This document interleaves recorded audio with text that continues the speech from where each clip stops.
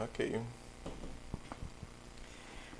Olá, estamos aqui mais uma vez reunidos nesta casa, Rita de Cássia, Maria de Nazaré, encarnados e desencarnados para esta reunião que vamos dar início. Hoje teremos falando conosco aqui nosso companheiro querido Guilherme Frankel e vamos pedir, Senhor, que possamos estar atentos, reflexivos por tudo que Ele irá passar para nós.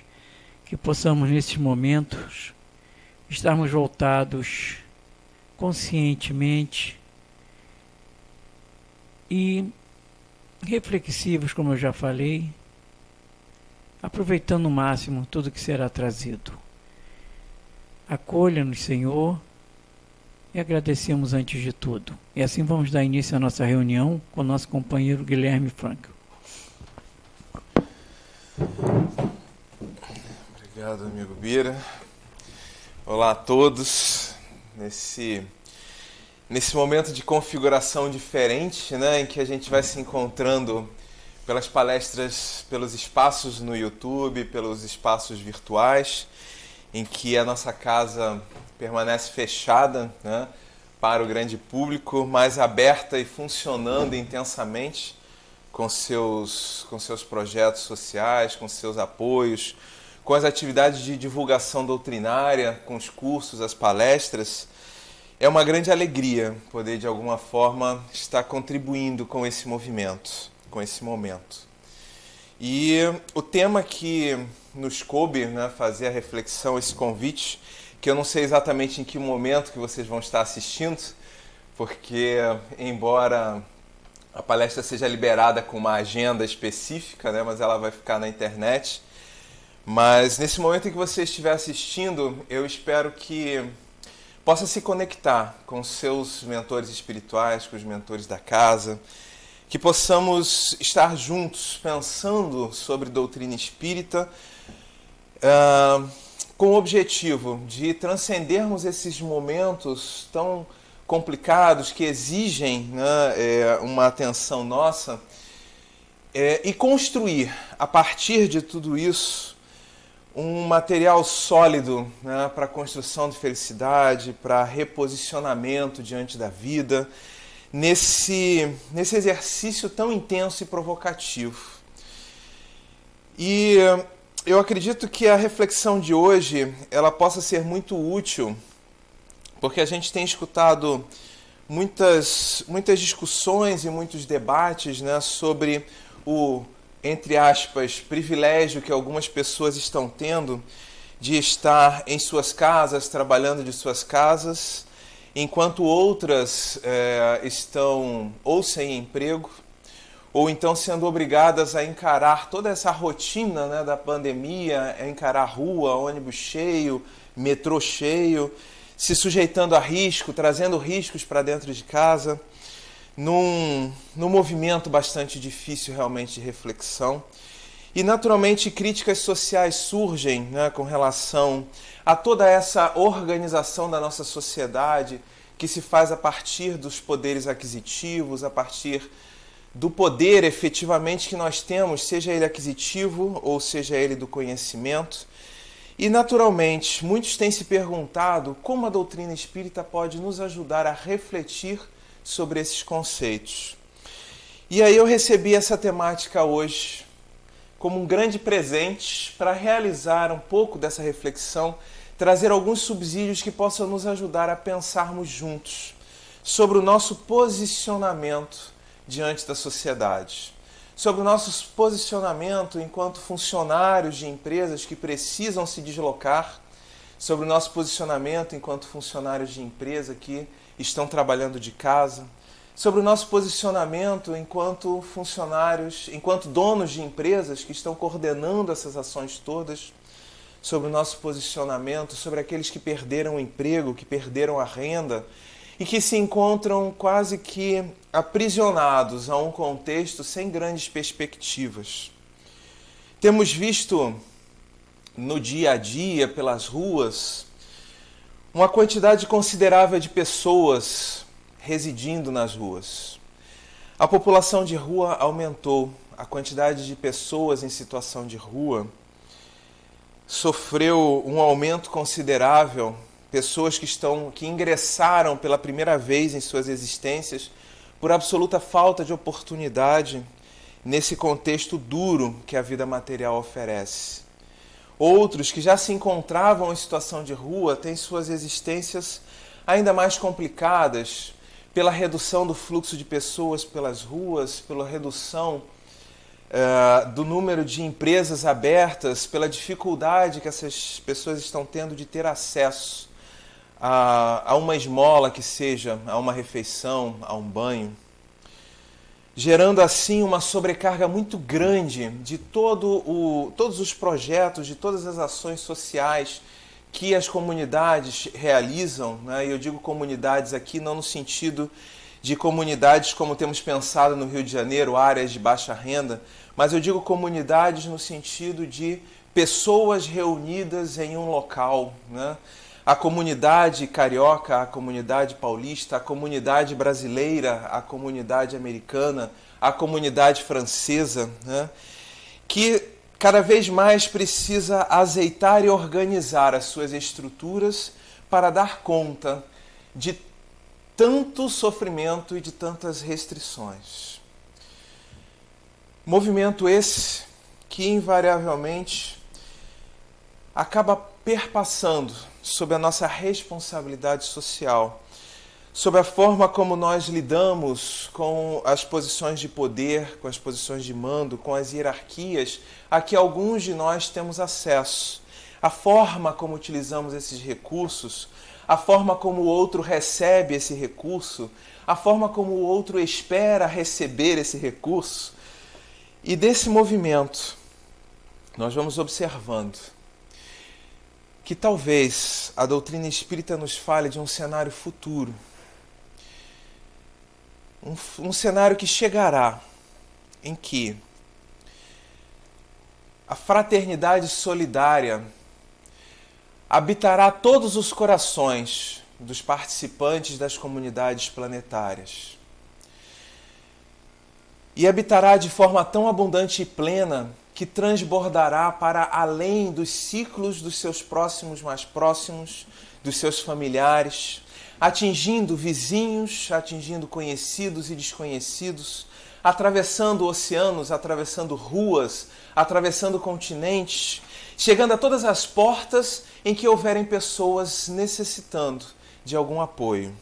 Nesse contexto, não teremos mais a miséria, talvez a pobreza, porque atende a necessidades encarnatórias específicas, porque surge como espaço vivencial necessário para a construção de contextos que nós mesmos temos dificuldade de compreender, assim como a riqueza, que continuará existindo como fomento para a produção de conhecimentos, para a produção de prosperidade, continuará existindo enquanto ferramenta de acúmulo de recursos, mas também enquanto ferramenta propulsora da construção de determinados valores éticos, morais e intelectuais para aqueles que estiverem envolvidos nesses contextos. A doutrina espírita não propõe a igualdade, a distribuição igualitária dos recursos, conforme podemos ver no estudo da terceira parte de O Livro dos Espíritos. Mas ela propõe uma distribuição justa que dê acesso ao atendimento de todas as necessidades para que todos possamos viver com conforto, com dignidade. Ela propõe que recebamos na medida daquilo que precisamos para realizarmos os nossos movimentos evolutivos. E nesse sentido, podemos dizer que a lei de igualdade, que nos coloca iguais por termos a mesma origem e o mesmo destino, ela também visa, ela também coloca o acesso aos recursos na medida do necessário. E aí surge a ideia da equidade, que propõe que cada um de nós recebamos a nosso tempo, conforme as necessidades, para que possamos alavancar o nosso movimento. e considerando que a lei de Deus é justa e misericordiosa. Acredito eu que mesmo estes movimentos de miséria que hoje estão postos por construções humanas, como a doutrina espírita nos ensina, estão de alguma forma atendendo às necessidades dos espíritos que estão envolvidos e enrolados nesses movimentos. De alguma forma, todos nós, responsáveis nas comunidades em que nos encontramos, encarnados e desencarnados, temos lições importantes a aprender sobre estes contextos. E talvez uma das grandes lições seja esse controle e o aprisionamento que nós realizamos sobre as camadas menos cultas, sobre os conjuntos sociais com menos acessos a recursos materiais, o controle e a responsabilidade que temos diante destes contextos, porque sabemos perfeitamente que se alguns de nós temos acesso mais facilitado a recursos de saúde, a tratamentos, através de planos de saúde, que custam caro, que exigem esforços sobrenaturais de construção de conhecimento, de produção de riqueza, para que possamos fazer frente a estes investimentos para nossas famílias. Sabemos que, em paralelo, há pessoas que possuem acesso dificultado, bastante dificultado.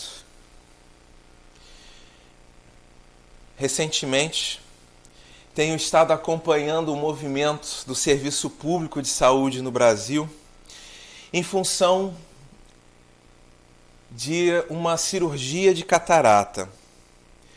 E a pessoa da clínica da família que vem fazendo o atendimento diz assim: olha, talvez seja importante você buscar outros meios, porque a fila para uma cirurgia pelo SUS, a espera era de 2 anos.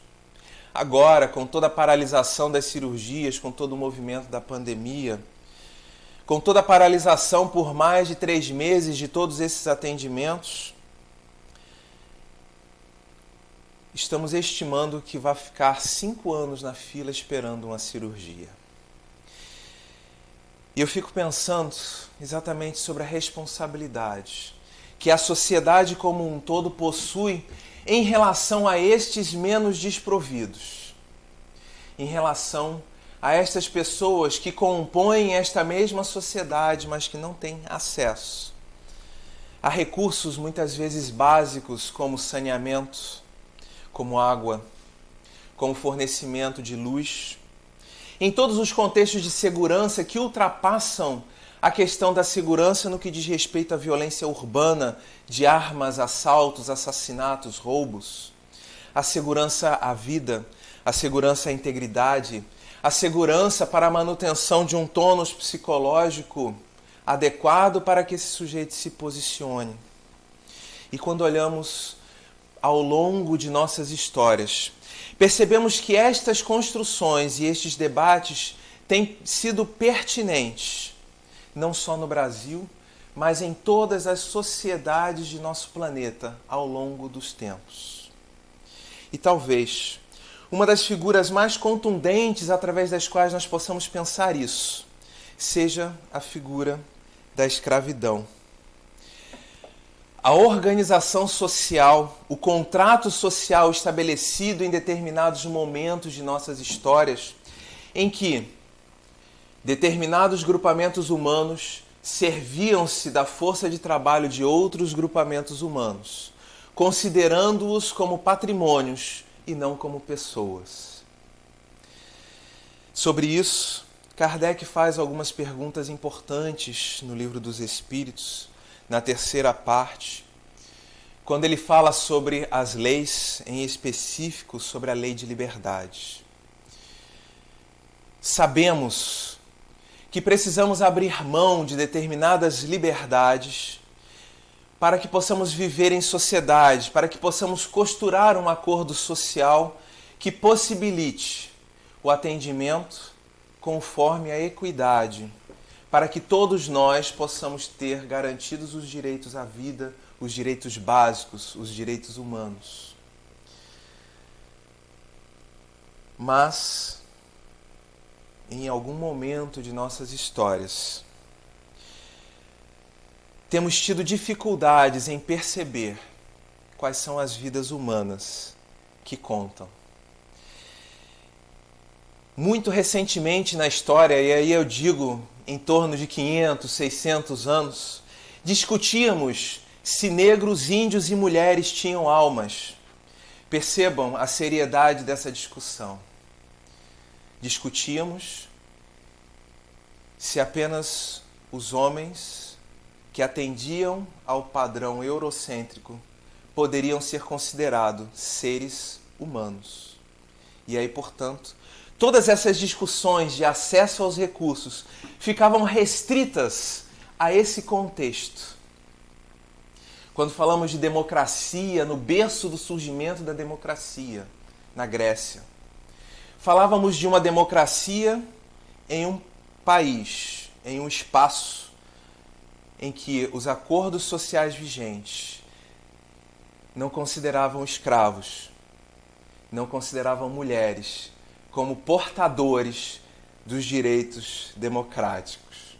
Então, quem eram os todo mundo que tinha direito de voz? Quem é que efetivamente poderia votar?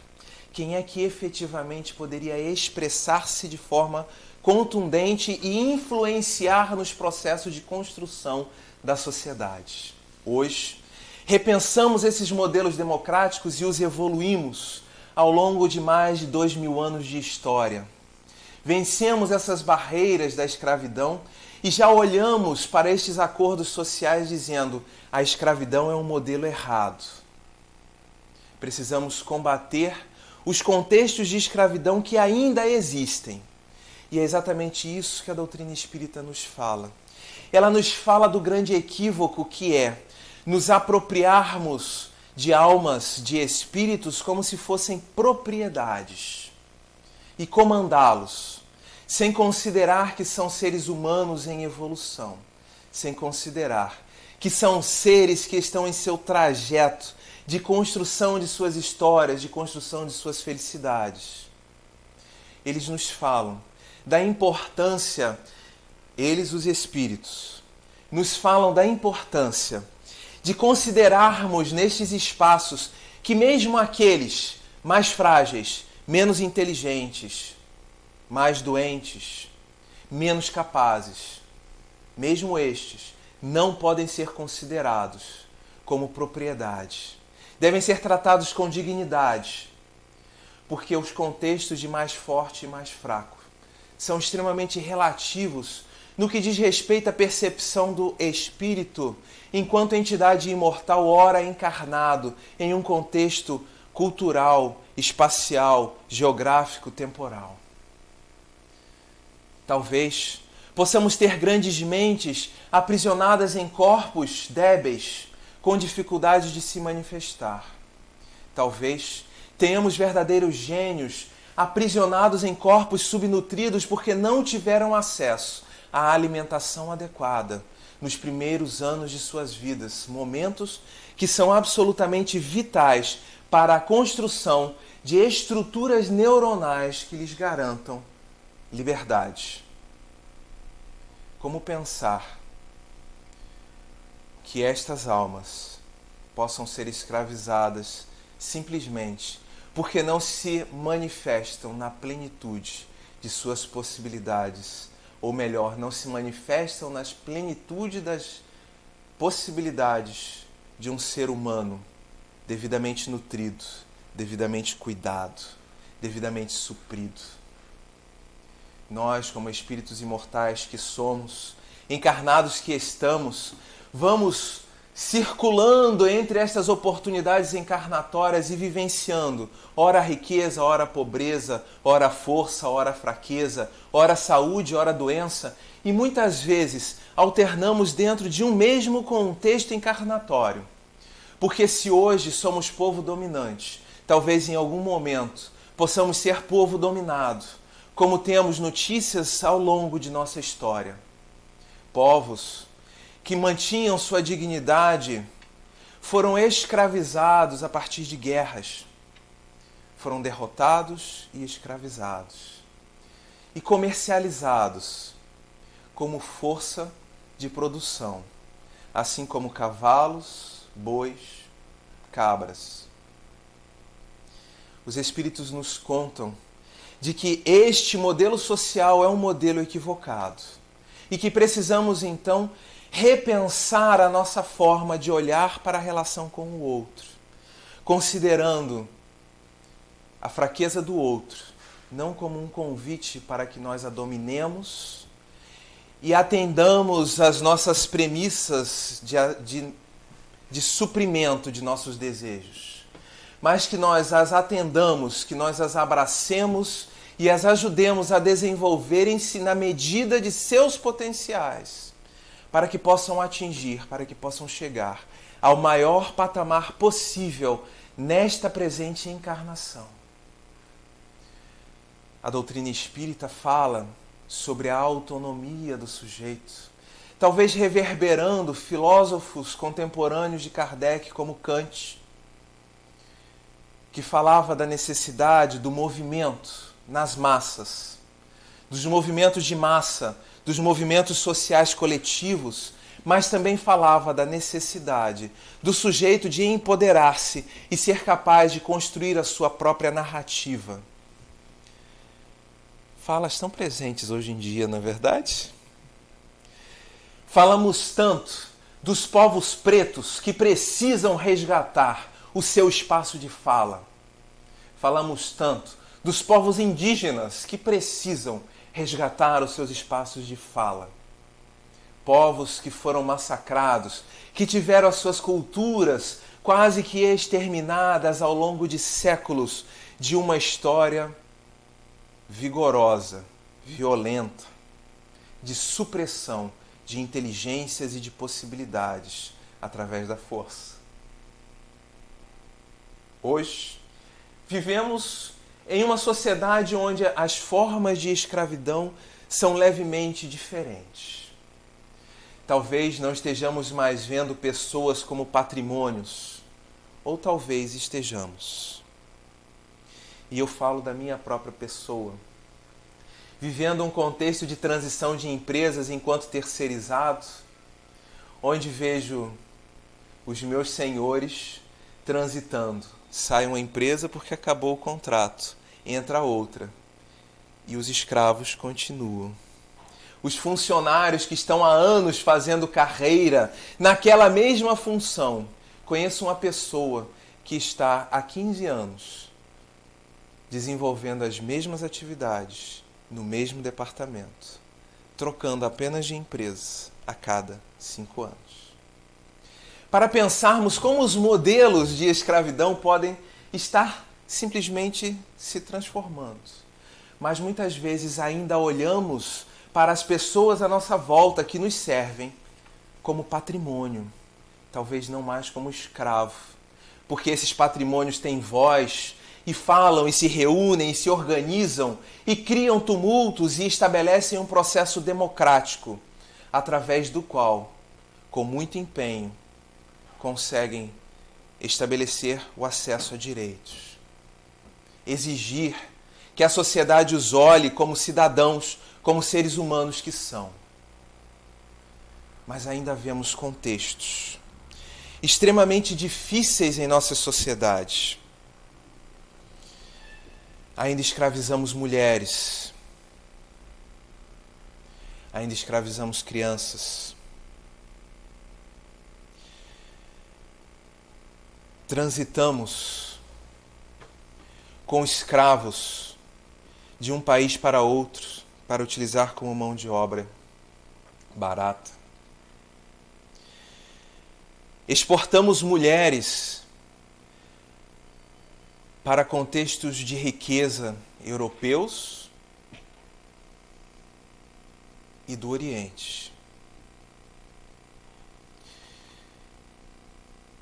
Privamos espíritos imortais, encarnados, de manifestarem a grandiosidade de suas possibilidades, suprimimos, através de artimanhas, de artifícios, de golpes,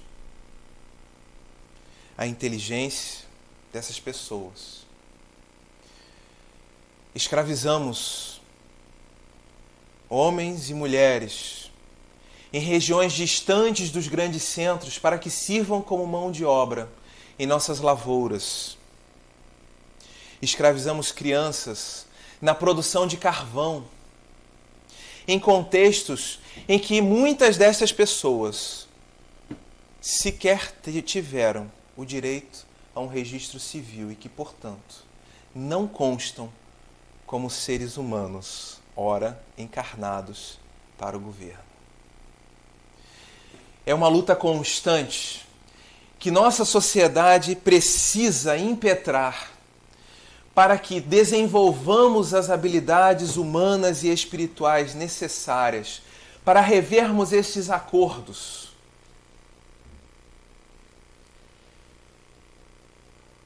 Desde que vi as fotos de um fotógrafo brasileiro, o Ripper Kaiowá, sobre as comunidades carvoeiras no Brasil, meus churrascos nunca mais foram os mesmos. Pensar que por trás de cada um daqueles montes de carvão, talvez existam sorrisos e lágrimas, alegrias e tristezas de seres humanos privados de sua liberdade, subjugados por uma força mais potente e também inconsciente ou inconsequente sobre os valores humanos. Traz, talvez num primeiro momento, uma dor muito vigorosa, um sentido de culpa, mas de repente a doutrina espírita se abre e nos leva a pensar que podemos ter, de alguma forma, uma responsabilidade suavizada diante destes contextos, na medida em que buscarmos honrar estes frutos que chegam até nós. Será que eu honro o carvão que chega até as minhas mãos? Será que eu honro o pote plástico produzido talvez com mão de obra escrava que está em minha casa? Será que eu sou grato a todos os recursos que estão disponíveis em minha residência? Será que eu estou atento para as dezenas de pessoas que estão nas ruas arriscando-se para que eu esteja no recesso de minha residência, em segurança, em isolamento social? Pensarmos sobre a escravidão é pensarmos muito mais do que esse acordo social que objetifica as pessoas. É pensarmos sobre as nossas relações uns para com os outros. Honrarmos estes que estão labutando conosco, estes que estão, em alguns contextos, desenvolvendo tarefas, aspas, subalternas, aspas, menos dignas, mas grandiosamente importantes e vitais, porque garantem a limpeza de nossos lares, porque garantem a tranquilidade de nossas alimentações, porque nos dão a possibilidade de, depois de um dia de muita luta, chegarmos em casa e encontrarmos nossa casa limpa, nossa alimentação feita, para que possamos ter a tranquilidade de uma noite de sono, porque sabemos que nossas portarias estão veladas por pessoas que talvez estejam com suas famílias em risco, porque moram em regiões de comunidade, onde a violência impera, distante de nossos pequenos feudos seguros. Aliás, o feudalismo é um outro modelo de escravidão que ficou para trás. mas que traz seus reflexos até hoje. Onde o senhor feudal tinha a posse sobre a terra e todas as pessoas que ali estavam presentes. E esse modelo não foi chamado de modelo de escravidão. Curioso pensarmos sobre as construções que fizemos ao longo de nossa história e que continuamos a fazer. Curioso pensarmos que ainda precisamos lançar mão destas formas violentas, porque tememos o contato com o outro, porque tememos o contato com a diversidade do outro, que nos traz impactos, que nos provocam a refletirmos. Porque talvez uma das grandes quebras na sociedade eurocêntrica nos últimos séculos tenha sido a constatação de que negros, mulheres e indígenas possuíam almas e que, portanto, eram seres humanos. Seres humanos que passavam a orbitar em torno de nós como seres humanos.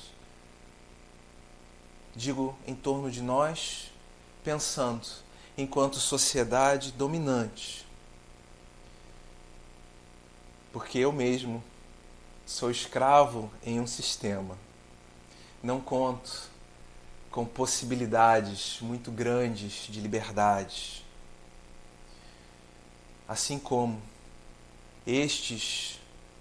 você que está nos ouvindo, talvez possa pensar-se como uma pessoa, como um ser superior, porque teve acesso a uma educação diferenciada, porque tem um poder aquisitivo diferenciado, porque tem uma cor de pele diferenciada, mas que também, igualmente, é escravo em um sistema.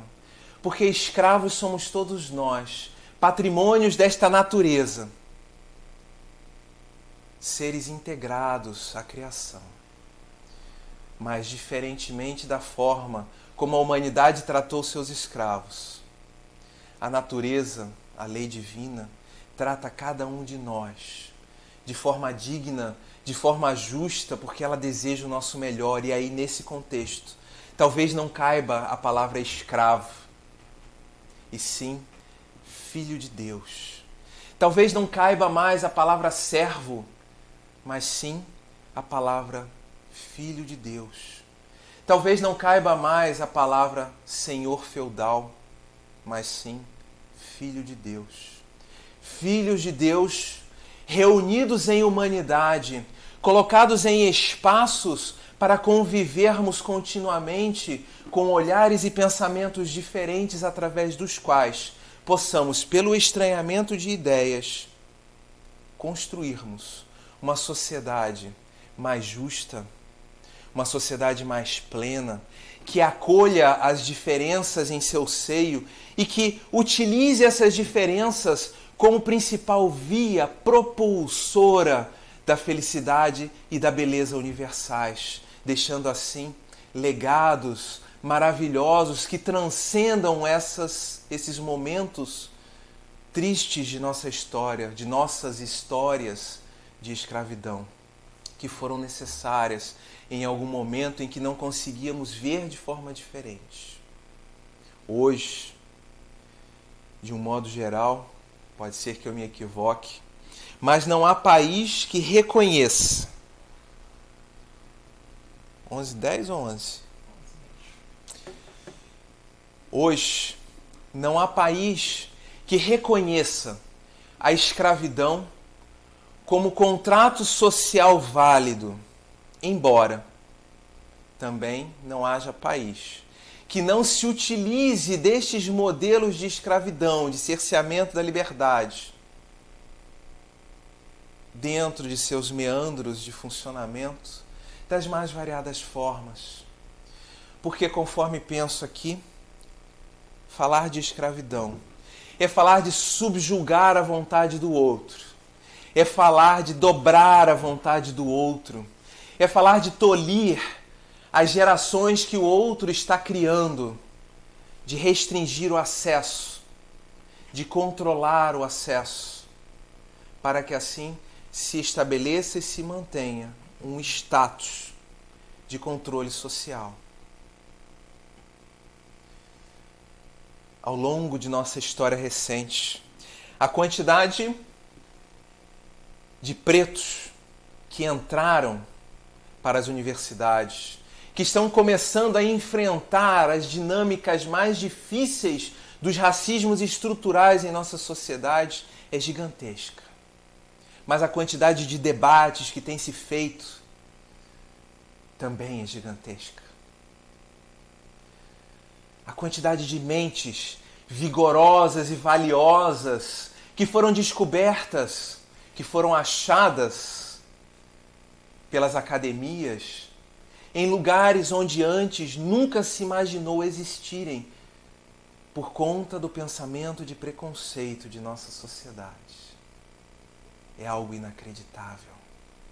E aqui, forçosamente, eu falo dos povos pretos e não dos povos negros, porque nós historicamente associamos o negro ao que é ruim. A fome é negra, mas eu ganho uma bolada preta, porque preto é bom. Faço essa provocação para pensarmos na força que a escravidão traz até nós, em nossa sociedade hoje. A força das expressões, a necessidade de revisitarmos lugares que estão inconscientes em nossas práticas e que repercutem, muitas vezes, de formas tão sutis que nós não percebemos. O racismo, as expressões racistas estão conectadas ao uso dessa violência para o controle social que estabeleceu a escravidão em nosso país.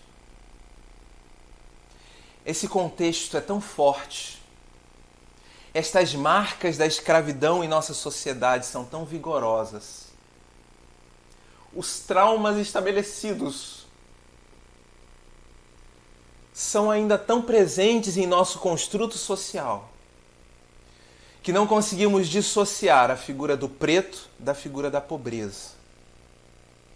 Que não conseguimos dissociar o cenário do preto do cenário das funções mais subalternas em nossa sociedade. Falarmos de escravidão em tempos presentes é assumirmos que temos um grande trabalho a ser feito no nosso entorno, nas nossas famílias, nos nossos trabalhos, nas nossas relações, junto aos nossos filhos. É talvez assumirmos que talvez seja tão difícil falar desses assuntos, porque carregamos marcas daqueles que foram escravizados ou daqueles que escravizaram em tempos passados, em vidas passadas, e que talvez por isso estejamos aqui reunidos com a grandiosa oportunidade de revermos valores, de reconstruirmos os nossos sentimentos, de revisitarmos as nossas construções mentais, de nos apaziguarmos com este outro que está frente a frente conosco, de revermos estes acordos, estas construções sociais que nós mesmos temos construído ao longo dos tempos. Que ato grandioso de misericórdia divina reunir todas as almas responsáveis pela construção atual em um mesmo espaço, para que elas possam, através da convivência, através da vivência, revisitar estes lugares que ora foram difíceis, para que possamos construir novas estruturas mais justas a partir das mensagens do Cristo, que já nos falava de nossa irmandade irrestrita, que que já nos dava pistas sobre este modelo social, sobre esses contratos sociais possíveis, que em algum momento estarão presentes em nossa sociedade planetária.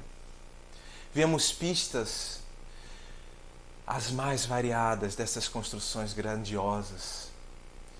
Talvez as mais fortes seja a força com que as pessoas, com que as etnias antes suprimidas conseguem se manifestar na sociedade hoje. Mas ainda há trabalho a ser feito. Principalmente portas adentro de nossos corações, reconhecendo os matizes, as matrizes desse movimento escravocrata que herdamos, porque não há muito tempo deixamos de ser uma sociedade escravocrata. A escravidão acabou oficialmente em 1888. Vivemos, portanto, pouco mais de um século. Nossas estruturas, nossas culturas ainda estão permeadas destas organizações sociais, dessas mentalidades de pensamento. E à medida em que nós entendemos como isso se manifesta no nosso dia a dia, somos capazes de abrirmos nossas mentes e nossos corações para acolhermos a fala generosa dos amigos espirituais que nos convidam a sermos caridosos, que nos convidam a sermos amplos, que nos convidam a nos abrirmos diante de nossas fragilidades para receber o outro em nossos peitos e caminharmos juntos como ferramenta para transcendermos este modelo ultrapassado e escrevermos uma nova história de respeito, onde todas as profissões, todas as funções e até mesmo aqueles que não estão em condições de desempenhar funções possam ser acolhidos e supridos em suas necessidades. Que possamos olhar para o ensinamento do Cristo e reconhecer no outro que está à nossa frente, o próximo, mais próximo, e devotarmos do melhor que temos, o nosso cavalo, o nosso azeite, o nosso tempo, a nossa atenção, independente de que ele seja superior ou inferior, de alguma forma, a cada um de nós. Paz e bem a todos. Obrigado, Guilherme. Muito boa reflexão. Vamos agora orar, Senhor. Pedir proteção, fé, acreditarmos, Senhor, num mundo melhor, um mundo com mais amor, mais compreensão. Que possamos, Senhor, viver todos nós como verdadeiros irmãos em Cristo, como Filho de Deus, como bem colocou nosso companheiro Guilherme. Que essa prece seja estendida a todos os lares, a todas as pessoas, sem preconceito, sem nada, no intuito só de ajudar, de crescermos juntos, de entendermos, de buscarmos mais amor. Que tudo isso passe, que nós possamos voltar aos nossos trabalhos, tudo conforme fazíamos antes, e vamos pedir proteção para todo mundo. E assim, agradecidos, pedimos a permissão para encerrar mais essa nossa reunião. Paz e bem a todos.